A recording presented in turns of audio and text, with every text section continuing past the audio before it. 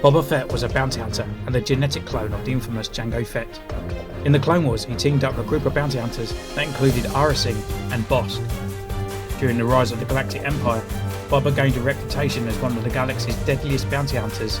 He worked for Jabba the Hutt, and him and other bounty hunters were gathered by Darth Vader to locate Han Solo and the Millennium Falcon. Hello, and welcome to another Centaurians video, and today we're reviewing the bad boy himself, Boba Fett. Now, again, this guy's been sitting on my shelf for a little while, and is one of those ones that deserves a review. And you can't have a review without this main guy himself when I've reviewed most of the other bounty hunters. So here he is, Boba Fett. Now, when I was a kid, I absolutely adored Boba Fett, and I think everyone else did as well. With Boba Fett, he just looked so cool. We didn't know who he was. He just, we just knew he was a bounty hunter. We knew he was badass. Even though if I probably watch Return of the Jedi now, and the way he died, I'll probably be like, oh, come on. But when you was a kid, you didn't have all that kind of hatred out there. You couldn't go on the internet to like vent out. You just kind of had to go home and just imagine what this guy used to get up to in his life before he was even in Star Wars. Because back then he had a really rustic voice. He was very kind of, before the clones and all that come out, he was like, no problem. He just literally had this kind of sort of really husky voice. And he just sounded really cool. And I just remember having the main toy of him back then, and he was always like the main character that I always used to play with. I mean, this guy had a jetpack. He could fly. That's amazing. But, as time's gone on, we got other characters that kind of come out of the woodwork, and, we got the other bounty hunters, we got Jango Fett and all that, and now we know where this guy's come from. But yet, we still haven't really seen this guy's face. So, here he is, Boba Fett, Black Series, in his Empire Strikes Back getup. And yeah, I think this guy looks pretty cool. And yeah, the last time I had a Boba Fett character, as if you see in my last Darth Vader one, I had the Elite version of Boba Fett. And actually, I kind of like this one. So this is the Elite version of Boba Fett. He's all die-cast metal, apart from his hands and a few other little bits around him is plastic. But yeah, to be honest, I love this paint job of Boba Fett. I don't like his elbows up here. His gauntlets have gone up into his elbows for some reason. But I love this colour of Boba Fett. I love the red gauntlets, his like wrist rockets and stuff like that. The darker of the green, and also his backpack as well.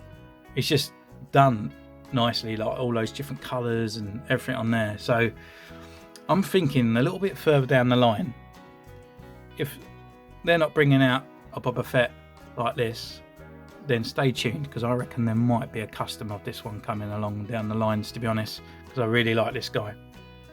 So anyway, without further ado, let's get further into the review. Okay, so we'll take a look at this guy's accessories, and he comes with 2 accessories, 3 if you want to include his backpack, but basically we just have a hole in his back. So the first one he has is his EE3 blaster, and it's done quite nicely. Just got the brown stock silver clips going into the nice sort of like a Western-esque kind of pistol with a nice long scope, and it's got airbrushing on there from the factory, which is quite nice. And you got all the sort of extra little details, or like the safety clip and all that on there. It also comes with a pistol,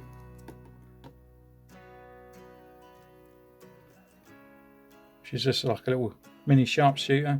Unfortunately, the paint applications on this one's not that great. Yeah, the silver is painted very well. There's no bleeding, but the actual gun itself just looks like a bit of brown plastic rather than wood. But again, that can just fit into his hand if you just want that extra kind of sort of difference part on there. So that's pretty good. And then we can look at his jetpack.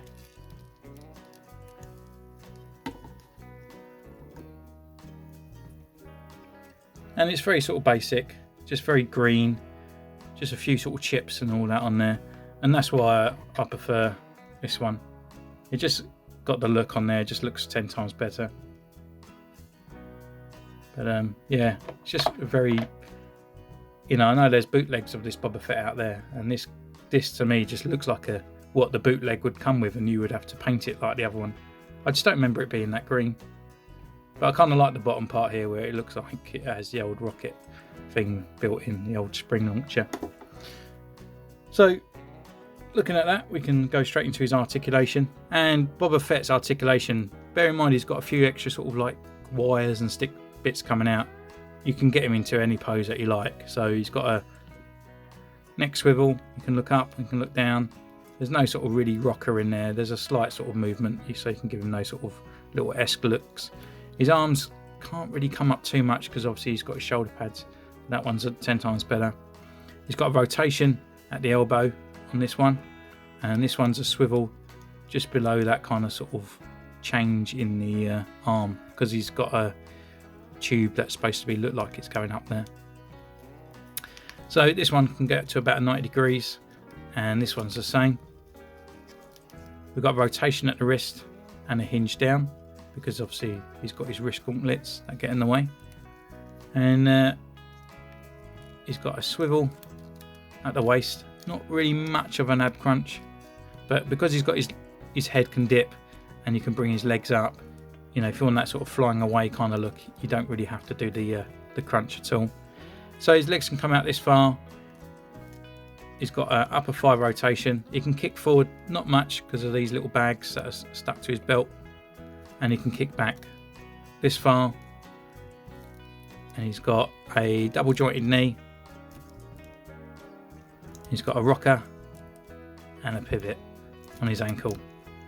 So his articulation's pretty good. And to be honest, even when I've been doing a lot of his poses, if it's flying, if it's standing still and standing to attention, standing and shooting, running and shooting, I never have a problem at all with this character's posability. It's really done really well. So we can go through his sculpt as well while we got him here. And yeah, it's just Boba Fett. I wish this bit moved. That'd be nice sort of bit of detail.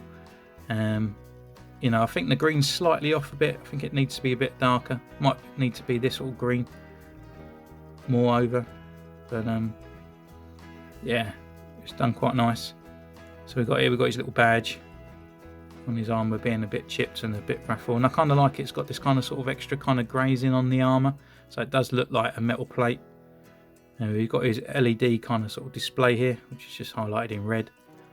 And then on his shoulder bell, he's got his bumper skull, and it goes down through his sort of undersuit, his grey undersuit, into his wrist gauntlets. And you've got all the details on there, which is all nice, the red and blue, you know, the flamethrower, the other darts and the guns. It's just done really well. There's no sort of like bleeder colour on there. You know, I just think a little bit more weathering and all that would have been not too much of a miss on there, just to dirty him up a little bit. So we've got more dents on there and the back. And what I love about these little wrist bits here, it actually connects when you put the backpack in. It's got these little pegs. So when you pull it on, it actually looks like the backpack is actually attached through the peg lines and stuff on there. Many times back in the 501st days, I had to put my hand down here to attach people's backpacks onto the back plate. And that goes down to his belt. And we've got all these like triple belt lines here, and we've got this kind of fabric part. And yeah, down to his groin. Looking at the fabric as well, I just find this bit a little bit cardboardy. It could be a bit of a nicer material, but it kind of just keeps its shape. Oh, it just tucks in behind. We've got this kind of sort of like stripe on there, but that kind of just all folds up, you know, so it's very got that kind of gunslinger type kind of vest to it. And we're going down to his legs and to his shins and down here. I don't know why, but even when I was a kid, and I still do now, I just think this is his comb collection, you know, that he wants to keep on top of his hairstyles. And then going down to his feet with their sort of like metal boot clips right at the front. So this guy's been really well replicated. You know, I think they're done really nice. And I know they brought out quite a few different sort of colouring schemes and stuff. They brought out the white sort of prototype version. They just brought out another version of his armour from the Kenner line from back in the 80s. And yeah, I mean, they all look great. But to me, if it's going to be anything, I would like this sort of Return of the Jedi look rather than those other colours. But you know, we've got the Mandalorian coming out. This guy's going to start skyrocketing again. You know, he's got that Mandalorian look. You know, he just screams brilliantness and just coolness. So guys, again, thank you for joining me on this review, and I hope to see you next time.